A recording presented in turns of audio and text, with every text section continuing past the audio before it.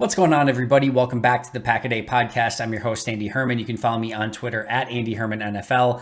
Thanks so much for joining me today. We are going to be discussing day 2 of Packers Saints practices. We'll go over the transactions. And as usual, we will start off with some of those logistics and screw that. We are not going over logistics first today. We are talking about Jordan Love first today because he was fantastic at practice. And listen, Jordan Love, a bit of a divisive topic always, right? Whether Green Bay should have drafted him in the first place, whether it was good philosophy even to do so, what he's ultimately going to become, where he's at. I mean, even the Packers 49ers game this past week was basically a Rorschach test of like what people thought and what they saw in Jordan Love's game. Some people thought he was great and it was a great step in the right direction for Jordan Love. Others thought he was abysmal with the multiple interceptions, and even I saw brutal posted in other comments. So and everything in between that, right? So Jordan Love, usually a divisive topic, but I think the one thing I can say, and I know maybe not everyone really got to see it in the first preseason game, but I think if you look closely enough, you certainly can.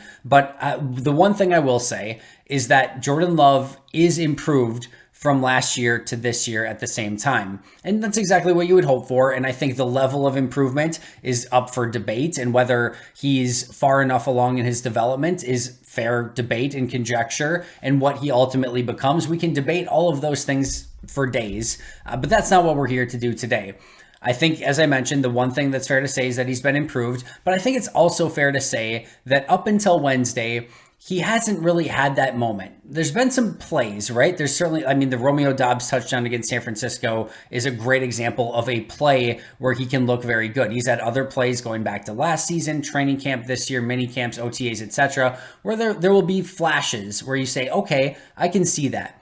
But consistency's been an issue, and there hasn't been like a single game practice, family night, etc., that you can look at and just be like, okay, for that day or that game or that family night or whatever, he put everything together and showed and put together the whole package of what he could be as a quarterback. That was until Wednesday. And as I mentioned, I thought Jordan Love was phenomenal. I thought he was great at hitting his drops. I thought he was the very best he's ever been at maneuvering a pocket, stepping up in the pocket, avoiding a rush, and keeping his eyes downfield. One of the things that was so frustrating with Jordan Love in his first year and his second year is it was just check down after check down after check down after check down. And it was just like, it would be like one read and then like, all right, how can I get rid of the ball and just check it into the flat or check it down to a running back? Like, it was so constant that it was difficult to almost get anything out of it because there was just, he wasn't taking anything downfield. He wasn't keeping his eyes downfield. It was just almost like one read and check down.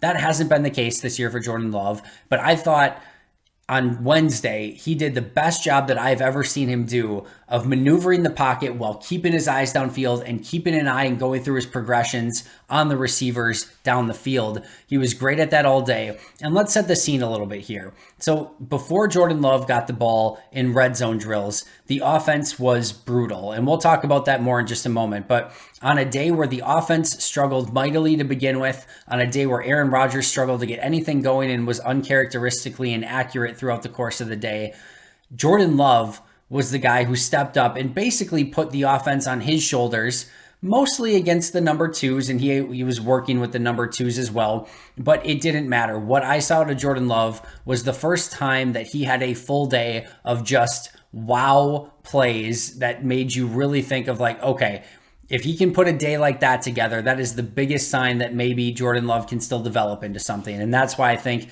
this was so exciting. Now, what this amounts to long term, maybe this is the best day of Jordan Love's career and it never gets any better. Maybe this is the spark that Jordan Love needed to gain confidence and start really putting everything together to become the quarterback that he needs to become. What path he takes from here remains to be seen. And again, is for great debate up until this point. But he was fantastic. So let's go through the first red zone drills, because Aaron Rodgers goes 2 for 8 in red zone drills, hitting Juwan Winfrey and Sammy Watkins for touchdowns, but only 2 for 8. In comes Jordan Love. He gets 2 plays in the red zone drills to begin with. His first play, he hits Winfrey beautifully in the back corner of the end zone, and he hit on Watkins' touchdown earlier. They hit back shoulder fade from Rodgers to Watkins, And I think they got kind of the defense anticipating that this was going to be another back shoulder fade, and the corner almost anticipates it, and Love puts it like back in the end zone, and Winfrey just catches it easily. And it was a beautiful throw right in the spot that it needed to be. Winfrey gets the touchdown in the back of the end zone. And then he hits Samori Toure for a touchdown. Again, stepping up in the pocket and hitting a sliding Toure, not an easy ball to complete. Toure did a great job maneuvering open. And again, Love did a great job stepping up and delivering the ball where it needed to be. And then Romeo Doubs, so that was the first two, right? So he goes 2 for 2. There was then Rodgers got his 4 plays again. And then Love came out for 2 more plays. The first play was the offensive line didn't do a great job of protecting, and there was immediate pressure. Love just kind of threw it. It was incomplete, out of bounds. There's nothing Love really could have done on the play. And then on the next play, made a perfect read based on the pre-snap alignments. Doubs gets a great release on an out route in the end zone, and Love hits him completely in stride. So Love goes 3 for 4 in the red zone period, hitting 3 touchdowns to, again, Winfrey, Toure, and Doubs, all on great plays where he stayed in the pocket, stepped up in the pocket when he needed to, maneuvered around, kept his eyes downfield, and hit his targets when he needed to. Through the remainder of practice, it was mostly nondescript for Love. Nothing too crazy, good, certainly no mistakes. But even going in to the final 2-minute warning, I was already thinking, man, Love has had a very great day. And if he could just, have a solid 2-minute drill here, he's more than in the player of the day category. But here's the thing. Jordan Love has struggled in the 2-minute drill period. So this was sort of a big test. And the Saints defense had just shut down the Packers' number 1 offense. The Packers defenses, the number 1s and the 2s, shut down the Saints offense. And this was the very last drive of practice. This was the very last drive of Packers training camp 2022. Of course, they continue to practice, but this is the last open practice to the public. This was the last hurrah, so for everything, right? And the situation is they started on their own 25, about 1:08 left, 2 timeouts, and they've got to go 75 yards. They're down by 7 points. So it was 35-28 is the scenario. So that's the situation that Jordan Love was facing. And he gets the ball 1st and 10. And if you've watched Aaron Rodgers closely over the course of time, one of the things that he usually likes to do in 2-minute drills, depending on the time and scenario and distance and those sort of things, but usually he likes completing a quick pass, get out of bounds, maybe 5 or 6 yards. Usually the defense is starting to play off a little bit more and starting to play the sidelines deeper. He likes to usually get a quick pass and get out of bounds. It almost seems to get the rhythm going and a little bit of momentum to kick things off. Maybe just 5 or 6 yards, but it's 5 or 6 yards, maybe 4 seconds off the clock, out of bounds, and it starts getting you in that rhythm, right? That's exactly what Jordan Love did. He hit Alize Mack on the sidelines for about a 6-yard gain. He got out of bounds, and it started getting that momentum rolling. Then, second down, very next play, sort of pressure comes again. Jordan Love, phenomenal job stepping up in the pocket, moving to his right, keeping his eyes downfield. Amari Rodgers comes open in the middle of the field. Love hits him. Rodgers comes down with the catch. 19-yard gain to the 50-yard line. Quick timeout by Jordan Love. Great game management there. So there's about 56 seconds left. 1st and 10 from the 50-yard line. Still down 7. 1 timeout left. He would not need that because on this play, they set up a deep ball to Samori Toure. Toure did a great job separating. The ball could not have been better from Love. Not only was it put right, exactly where it needed to be. And this is one of those balls where you would say you couldn't hand it to him any better. That was the throw from Love to Toure. But even better is the fact that Toure was able to accelerate through it. He hit him in stride. It was about 50 yards in air from where he had kind of backpedaled to where he threw the ball. Hits Toure in stride. He takes it about 5 more yards into the end zone for the touchdown. The crowd obviously goes nuts. Beautiful ball, beautiful catch, beautiful everything. Just one of those plays. Probably the play of training camp. That was probably it. But remember, they're still down a point. So Matt LaFleur goes for 2 following this play, and they do one of those rollouts to the right where sort of everything goes right. I'm not a huge fan of that. It's semi-predictable for the defensive side of things. It's a play that the defense practices against all the time. We've seen these sort of plays over and over and over. But he rolls right, and everything sort of clears out, and Toure comes from behind, and Love threw a pass where, again, I think only Toure could get it. It sounds from the sound of Toure, it sounds like the corner had his arm and sort of deflected the ball. Somehow Toure still comes down with it, gets the 2-point conversion, and the Packers win on that drive with a beautiful drive by Jordan Love with the touchdown to Toure and the 2-point conversion to Toure. And I think that was the only time where the offense actually won with a touchdown and a 2-point conversion through all of training camp in any 2-minute drive. Perfect way to end the open training camp to the public. Like I said, that was the very last play. And just a phenomenal day from Jordan Love. Red zone, he was great. Obviously the 2-minute drill where he hits Toure in stride, gets the 2-point conversion. And I just loved how Love went through his progressions. I loved how he stepped up in the pocket. I loved how confident he played. He threw the ball with conviction. These are sort of some of the things, and he was very, very accurate throughout the course of the day as well. So some of the things that have plagued him in the past, there was no poor throws from a decision-making standpoint. The accuracy was better. This was Jordan Love's best day, in my opinion, as a Green Bay Packer so far. And anytime you get the opportunity against another team to have a game-winning touchdown drive, I know it's set up for that sort of scenario. I know it's not a full game, but it was still a pretty special moment for Jordan Love.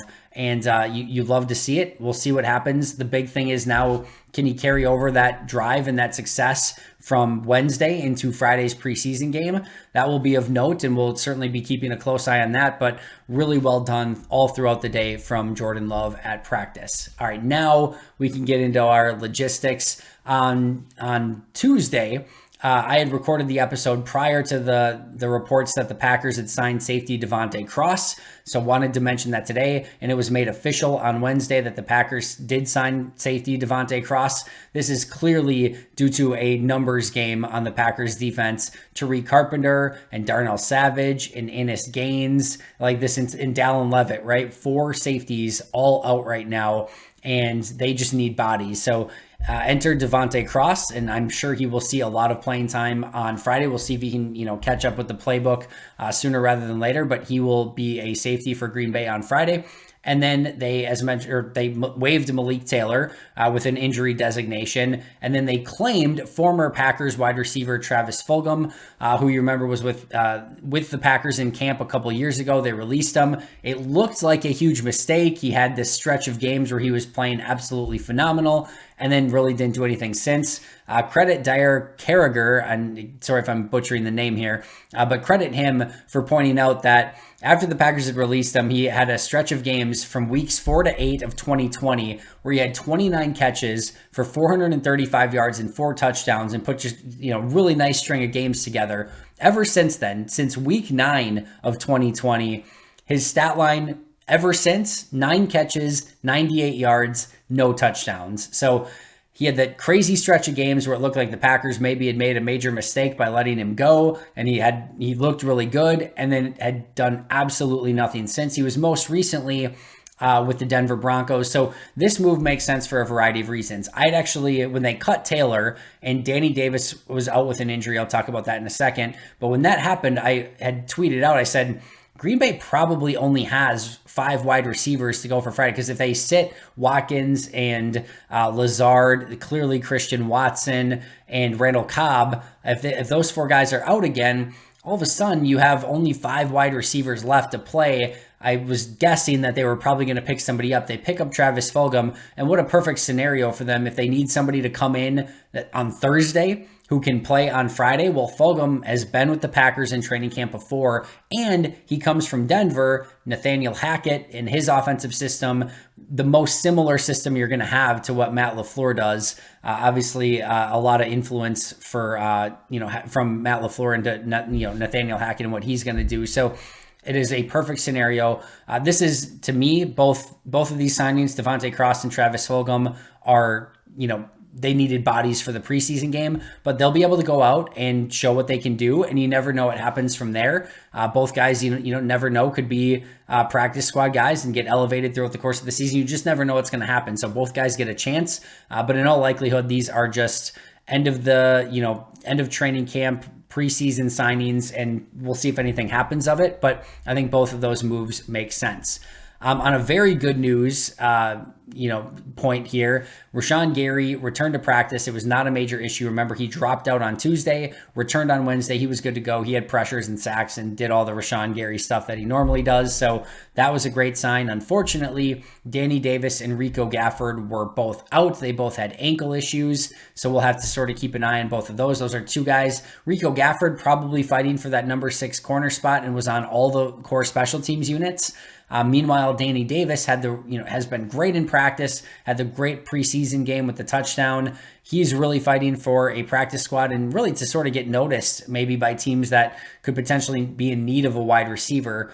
I can't imagine he cracked the 53, but this might actually be a decent scenario where for the Packers, where now with the injury, it's less likely that he goes out and completely goes nuts in preseason and potentially gets claimed because they don't have a 53 spot for him. He probably still ends up on the practice squad, but that will, both Gafford and Davis will be injuries to keep an eye on, and hopefully both can get back sooner rather than later. The full list of players who did not practice included Danny Davis, Rico Gafford, Dallin Leavitt, Tariq Carpenter, Darnell Savage, Innis Gaines, Akil Byers, David Bakhtiari, Kylan Hill, and Mason Crosby. Bobby Tunyon, Watson, and Elton Jenkins all were only in individual drills. Once again, they did not do any team drills. One caveat to that we'll talk about in just a moment. Starting offense for the day, Aaron Rodgers, Aaron Jones, Tyler Davis, Josiah DeGuara, Sammy Watkins, Alan Lazard, Yosh Nijman, John Runyon Jr., Josh Myers, Jake Hansen, and Royce Newman. And once again, Zach Tom did get some work with the ones throughout the course of the day. As mentioned previously, it was a brutal start for the offense. The very first play, and they had Matt LaFleur in his press conference prior to Wednesday mentioned that on Tuesday they had 7 procedural penalties, which is like illegal formation, false start, etc. The very first play on offense was a false start by Tyler Davis. He had 2 false starts on the day, one on offense, one on special teams, and he had a drop. Another tough day for Tyler Davis, who's having a tough camp, had the really rough preseason game. So hopefully he can bounce back here soon. I still think he has a lot of talent, but he's got to be a little bit more prepared, a little bit more focused, and put some better tape out there because he's, like I said, he's been definitely struggling as of late. But very first play was a false start. I would say, and I didn't tally it, I would say they had at least 10 runs, and I'm not exaggerating this. I think I'm actually underselling it. At least 10 runs where they were stopped at or behind the line of scrimmage. It was that bad. They were trying to run right a lot behind the likes of, it was mostly Royce Newman, Zach Tom was out there from time to time, Jake Hansen, and Tyler Davis. And it did not go well. Not maybe totally unsurprisingly, but they missed Mercedes Lewis, and that right side of the line has struggled in run blocking for sure.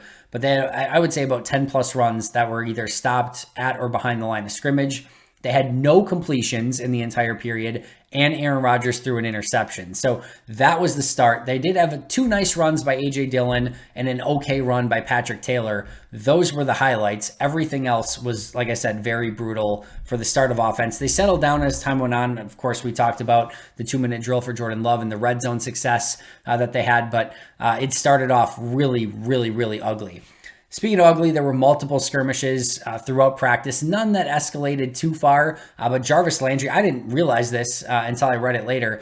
Jarvis Landry actually got kicked out of practice and sent back, and then kind of after that, things settled down a little bit, but there was an Isaiah McDuffie moment during a special teams period that sort of caused a little scuffle that lingered for a little bit. So whereas on Tuesday, no skirmishes, no fights, no nothing. Wednesday had at least 3 of them that I can recall. So a little bit more chippy at practice. As mentioned, the run game was really an issue, and specifically running right.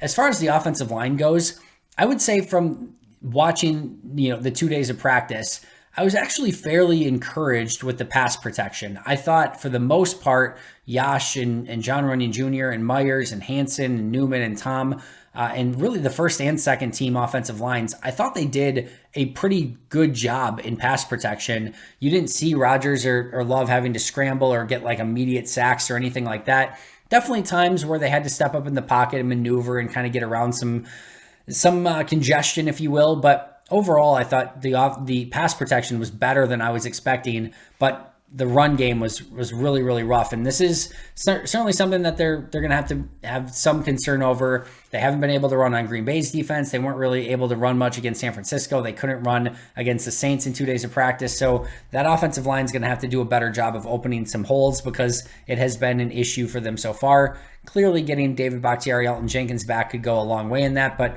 as of right now, none are practicing with teams. So they need to figure out a way to improve with the guys that they have. Defensive front was swarming once again. Kobe Jones had a play where he shoved the tight end right back into the backfield.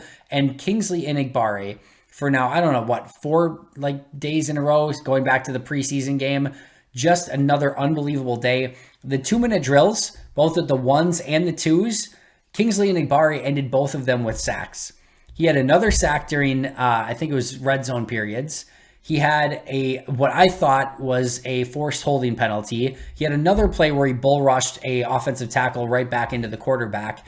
It was another unbelievable day for Kingsley Enagbare. And I mean, again, I talked about this yesterday. Talk about a guy who did almost nothing, and I mean almost nothing prior to the 49er game, turns it on, and it's like nobody's been able to stop him since. Just unreal to see. And again, you never know when it's going to click for a guy, but he has just been back to back to back to back days. As much as we talked about like Romeo Doubs through like the first 4 days of practice and what he did on offense, the last 4 days, going back to the preseason game and then Sunday, Tuesday, Wednesday for Enagbare, have been, I would say, equal to what Doubs was doing at the start of camp that had everyone abuzz. Now, Doubs has had plays in almost every day of practice, so I'm not saying they're apples to apples here, but that initial buzz on Doubs for those first 4 days, that's what I would say Enagbare has been for the last 4 days. Like, that's how good it has been. He's been almost unblockable at times. Like, it is that impressive, and he's showed off a variety of different pass rush moves. I did mention yesterday him scraping down on closing the back door and having a great run defense. I haven't had a great opportunity to see how he's holding up when, needing to set the edge. That'll be something to keep an eye on in the preseason game, but man, just another really, really, really great day for Kingsley Enagbare. On the downside for maybe Green Bay, but if you're a fantasy player, man, Chris Olave more than looks the part. He had a play where he actually got Jair Alexander. I don't know if he got turned around per se, but he got easy separation from Jair Alexander. And let me just tell you, that never happens. Not in games, not in practice, not in anything. There are maybe a handful of guys in the NFL that could maybe do that to Jair Alexander. And Olave got him for about maybe a 15 to 18 yard completion along the sidelines in the 2-minute drill. And like I said, Jair wasn't close to him at the end. Olave looks very, very for real. If you're a fantasy player, definitely keep an eye on him. Through the 2 days of practice, he looked fantastic. From a Packers standpoint, Samori Toure and Juwan Winfrey both had really big days. I talked about the touchdown to Toure, the 2-point conversion to Toure, the sliding catch in red zone for Toure. Winfrey had the pass from Rodgers in the red zone. Winfrey had the pass from Jordan Love in the red zone, and he had a couple other big catches as well. So really, really big days for Toure and Winfrey. Both players probably need the Packers to keep 7 wide receivers to make the team. And even if they keep 7, they're probably fighting against each other for that number 7 wide receiver spot. But man, both guys looked more than ready to be a 53-man roster wide receiver. And I don't know how you cut Toure. He has been coming on strong and really looks like there could be something there long term. So we will see, but both had really big days.